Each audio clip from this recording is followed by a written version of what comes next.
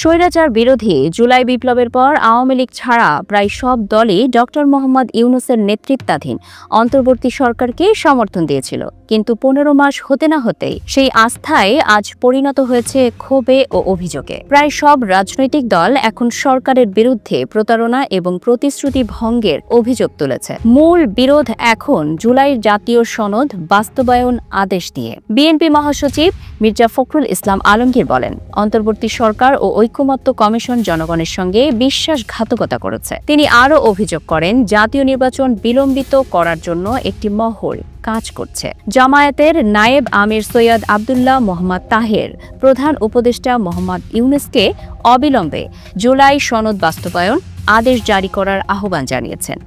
তিনি বলেন, দেরি হলে সরকার জনগণের আস্থা হারাবে।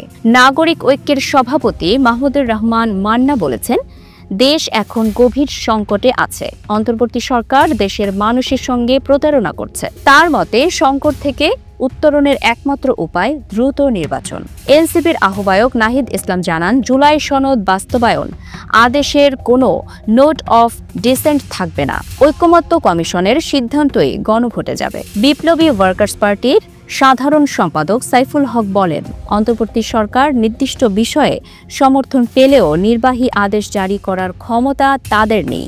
অন্যদিকে আমার বাংলাদেশ পার্টির চেয়ারম্যান মুজিবুর রহমান মঞ্জু বলেন, আমরা স্বৈরাচারকে সরাই, আবার আমাদের মধ্য থেকে নতুন স্বৈরাচার জন্ম নেয়। তার মতে, গণ অভ্যুত্থানের পরও প্রত্যাশিত পরিবর্তন ঘটেনি। গণ অধিকার পরিষদের সভাপতি নুরুল হক নূর বলেন, জুলাই সনদের নামে রাজনীতিতে বৈষম্য ও বিভাজন তৈরি হচ্ছে। তিনি সতর্ক করে বলেছেন, এই বিভাজন থাকলে নির্বাচন যথাসময়ে অনুষ্ঠিত হবে না। বিশ্লেষকরা বলছেন, অন্তর্বর্তী সরকারের প্রতি প্রাথমিক সমর্থন থাকলেও বর্তমানে রাজনৈতিক দলগুলোর মধ্যে আস্থাহীনতা চরমে পৌঁছেছে। ফলে আগামী জাতীয় সংসদ নির্বাচন নিয়ে সংশয় ও অনিশ্চয়তা বাড়ছে।